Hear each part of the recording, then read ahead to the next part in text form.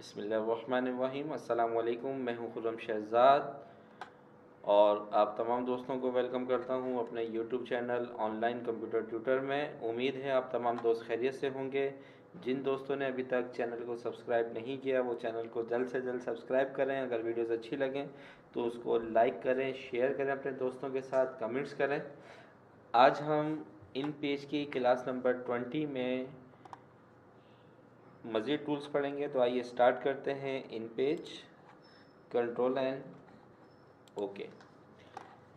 अब देखिए, last class में हमने एरो टूल और हैंड टूल पढ़ा था। आज हम रोटेशन टूल पढ़ेंगे।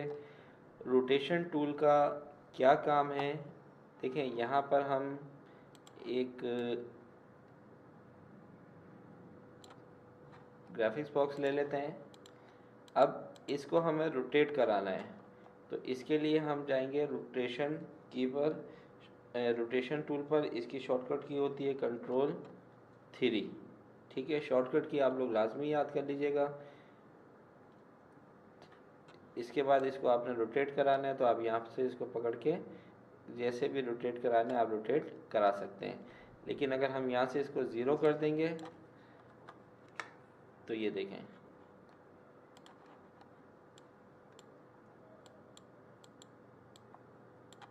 ठीक है। आपने 45 डिग्री इसको करना है, यहाँ पे आप 45 कर दें तो ये इतना रोटेट हो जाएगा। तो रोटेशन टूल जो है वो ऑब्जेक्ट को रोटेट कराने के लिए हम इस्तेमाल करते हैं। इसके बाद है हमारे पास लिंक, टेक्स्ट लिंक टूल, और दूसरा है हमारे पास text box delinking tool. पहला जो टूल है रोटेशन के बाद ये है हमारे पास टेक्स्ट बॉक्स लिंकिंग टूल, और दूसरा है text box delinking tool. इन दोनों टूल्स का क्या काम है? जो हमारे पास टेक्स्ट बॉक्स लिंकिंग टूल है इसकी शॉर्टकट की आपको बताई थी कंट्रोल 4, और text box delinking tool की हमने शॉर्टकट की पढ़ी थी कंट्रोल 5। तो आइए हम स्टार्ट करते हैं। सबसे पहले हम यहाँ पे कुछ टेक्स्ट बॉक्स ले लेते हैं। इसको कॉपी करते हैं कंट्रोल C, कंट्रोल V से इसको पेस्ट कर देते हैं यहाँ पर। ठीक है, फिर इन दोनों को सिलेक्ट किया, कंट्रोल C कॉपी, और कंट्रोल C से हमने कॉपी किया और कंट्रोल V से पेस्ट कर दिया, और अगर इंटर कर देंगे तो उसी के ऊपर आ गया, और डाउन एरो की से इसको नीचे ले आए। अब देखें, मुझे इस बॉक्स में टेक्स्ट लिखना है, तो यहाँ से हैंड टूल लेकर मैं इसको एक्टिव करूँगा। यहाँ पे मैं लिख रहा हूँ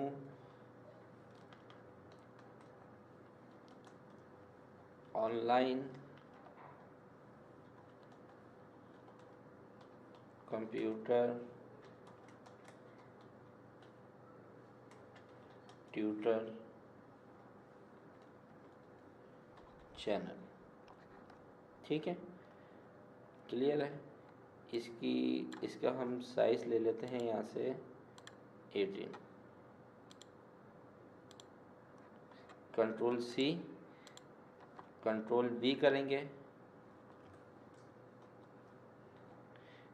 तो ये देखें क्या हो रहा है कि इसी बॉक्स में जा रहा है। अब ये बॉक्स छोटा है तो इस वजह से ये रेड कलर की लाइन आ गई। आप इसको यहाँ से एरो टूल लेकर इसका साइज़ अगर बड़ा कर देंगे तो ये देखें आपको लाइन नीचे नज़र आ गई है। ठीक है, फ़िलहाल इसको हम डिलीट कर देते हैं। देखें, आप चाहते हैं कि जब आप यहाँ पर कुछ भी टाइप करें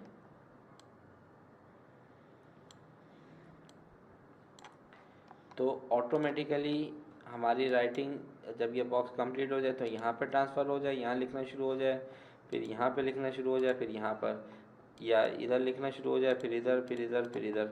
जैसे भी आपको इसका लिंक कराना है वो आप करवा सकते हैं। इसके लिए इन टेक्स्ट बॉक्स का जो लिंक हम करवाएंगे वो हम करवाएंगे टेक्स्ट बॉक्स लिंक टूल से। ये रहा आपके पास टेक्स्ट बॉक्स लिंक टूल। इसको सिलेक्ट करेंगे, शॉर्टकट की कंट्रोल 4। जैसे ही आपने टेक्स्ट बॉक्स लिंक की टूल को सिलेक्ट किया तो अब देखिए हमारे बॉक्सेस के ऊपर ये हाईलाइट होते हुए कुछ बॉक्सेस आ रहे हैं। अब मुझे इसका लिंक इससे करवाना है, तो मैंने इसको सिलेक्ट किया और यहाँ पे ये इससे लिंक हो गया इसका। ठीक है, अब इस बॉक्स का इससे लिंक करवाना है, ये इसका इससे लिंक हो गया। अब इसका मुझे इससे लिंक करवाना है, इसको सिलेक्ट किया, ये लिंक हो गया। अब देखें सबसे पहले इस बॉक्स में जब ये कंप्लीट हो जाएगा तो इसका लिंक इससे हुआ है, फिर इस बॉक्स का लिंक इससे हुआ है और इसका लिंक इस बॉक्स से हुआ है। तो अब हम यहाँ पे इसको कॉपी पेस्ट कर देते हैं। तो ये देखें, ठीक है, तो ये लिंक बॉक्स जो है वो इस तरीके से काम करता है। अगर आपने इनका लिंक ख़त्म करवाना है तो यहाँ पे डी लिंकिंग टूल पे क्लिक करिए, Ctrl+5 इसकी शॉर्टकट की, और इस एरो पे क्लिक, ये ख़त्म हो गया लिंक, इसका ख़त्म हो गया लिंक हमारा, और ये लिंक भी ख़त्म हो गया। ठीक है, आपने इसका लिंक पहले इससे करवाना है, दोबारा लिंकिंग टूल को हमने लिया, इससे हो गया, फिर इसका इससे करवाना है, ये इससे हो गया, और फिर इसका इससे करवाना है तो ये हो गया, ये देख लें आप। ठीक है, तो जिस तरीके से आपने लिंक करवाना हो वो करवा सकते हैं। अगर डी लिंक करना है, दोबारा हमने डी लिंकिंग टूल को सिलेक्ट किया तो ये डी लिंक हो गया। ठीक है, तो linking text box linking tool और text box delinking tool का ऑप्शन आपको समझ में आ गया होगा। इसके बाद हमारे पास